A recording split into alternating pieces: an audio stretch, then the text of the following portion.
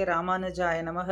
நாரத வால்மீகி சம்வாதத்திலே ராமகுண அனுபவத்திலே 10வதான குண அனுபவம் கஹ சமர்த்தகா என்று சாமர்த்தியமுடையவன் சமர்த்தனானவன் யார் என்ற கேள்வி. சென்ற குணமானது கஹ வித்வான், வித்வத் தன்மையை உடையவன் யார் என்று கேட்ட பொழுது கஹ சமர்த்தகான்னு மற்றொரு கேள்வி. வித்வானா இருக்கக்கூடியவன் சமர்த்தனாக இருக்க மாட்டானா? எதற்காக இப்படி தனித்தனியான கேள்வி என்று கேட்ட பொழுது, வித்வத் தன்மையை உடையவர்கள், வித்வானா இருக்கக்கூடியவர்கள் அத்தனை பேருமே சமர்த்தனாக இருக்க வேண்டும் என்ற அவசியம் கிடையாது. சமர்த்தர்கள் வித்வத்தன்மையை பெற்றிருப்பார்கள் என்றும் சொல்ல முடியாது.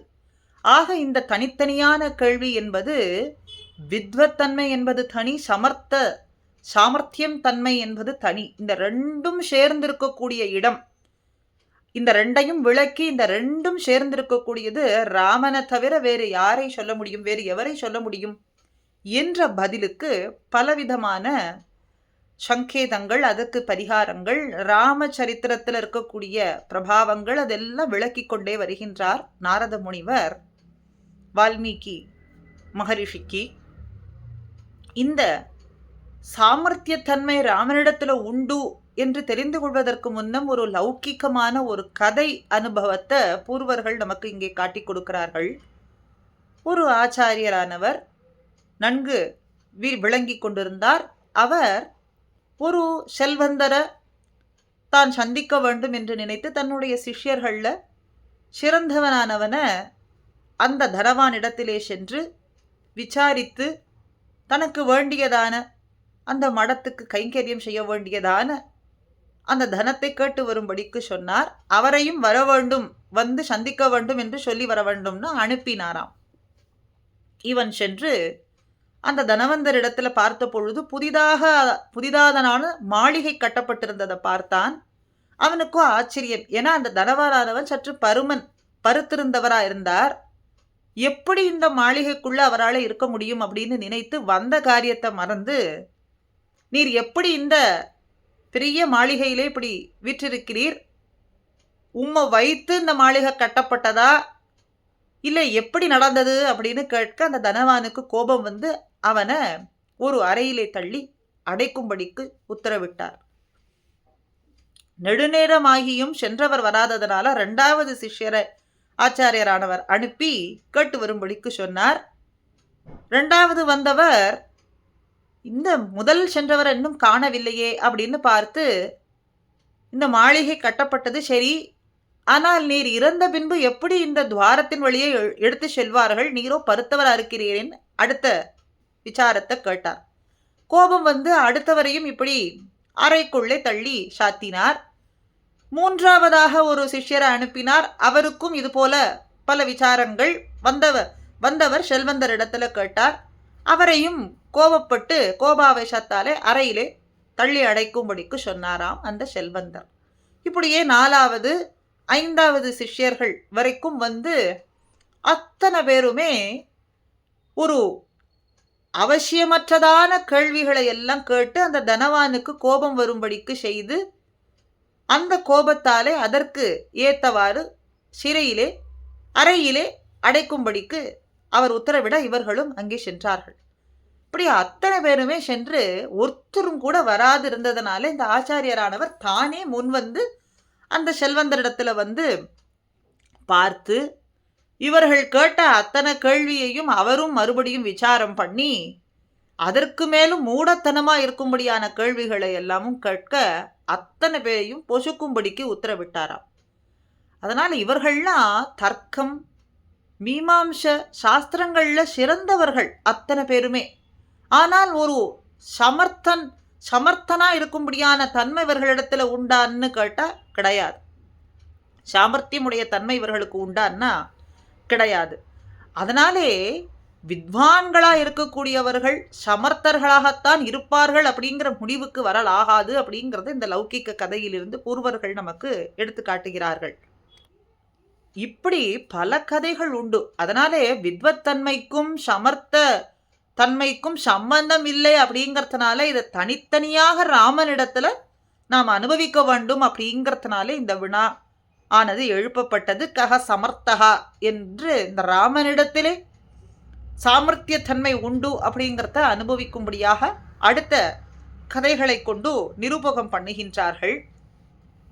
முதல்ல ராமனிடத்துல அவன் சமர்த்தனா அசமர்த்தனா அப்படின்னு பார்க்கும் பொழுது அவன் செய்த காரியங்களை கொண்டு ராமச்சரித்திரத்துல பார்த்தோம்னு சொன்னா அசமர்த்தன் அப்படின்னு தான் மேலாக பொருள் சொல்லும்படிக்கு நமக்கு தோன்றும்.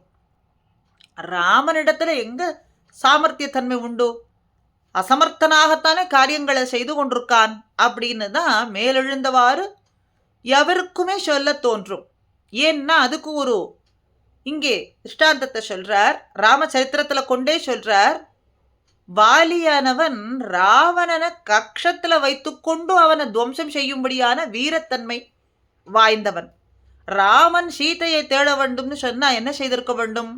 வாலியைனா துணை கொண்டு அந்த காரியத்திலே இறங்கியிருக்க வேண்டும். அதை விட்டு தீனனான சுக்ரீவனை கொண்டு இந்த காரியத்தை செய்யும்படிக்கு முன் வந்தானே, இதிலிருந்து அவனுடைய அசமர்த்த தன்மை தெரியவில்லையா அப்படின்னு சொல்றார். வாலியினுடைய வீரத்தை விசேஷித்து சொல்ல வேண்டுமா? வாலியினுடைய வீரம் சொல்ல முடியாது.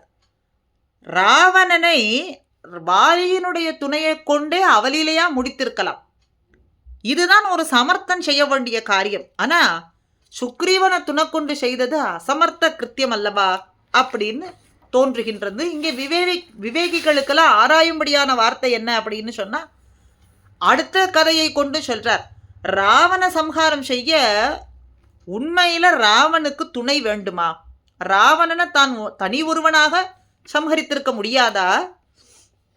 ஆனா சரித்திரங்களை பார்க்கும் பொழுது ராவணன் 1000 தோள் வீரனான கார்த்த வீரியனிடத்துல பங்கப்பட்டான். அவன் என்ன?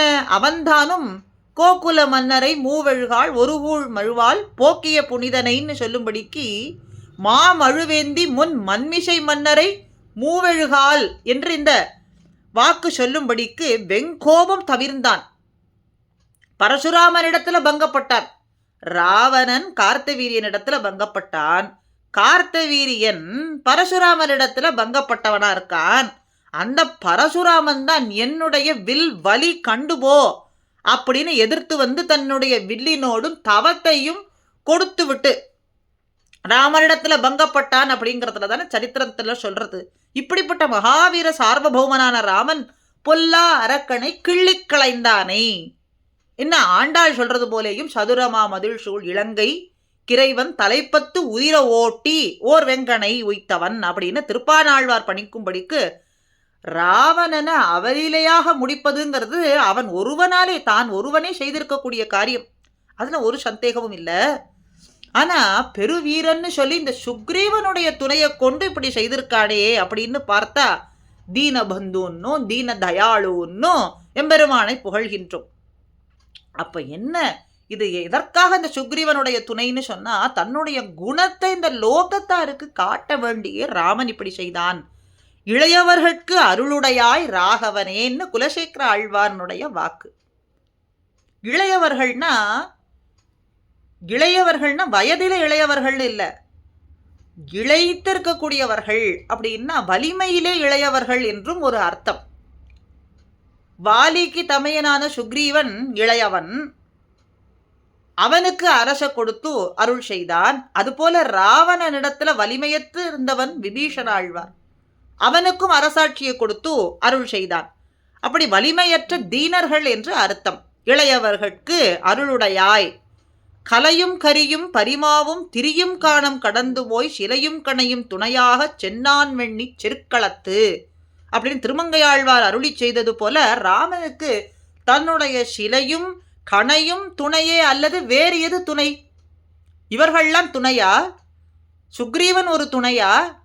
விபீஷணாழ்வானுடைய துணையை கொண்டு ராவணனை முடித்தாரான்னா சிலையும் கணையும் துணையே அல்லது வேறு ஏதும் துணை இல்லை அப்படின்னு சொல்றார். தொடர்ந்து இந்த அனுபவத்தை அடுத்த பகுதியிலேயும் அனுபவிப்போம். ஸ்ரீமதே ராமானுஜாய நமஹா.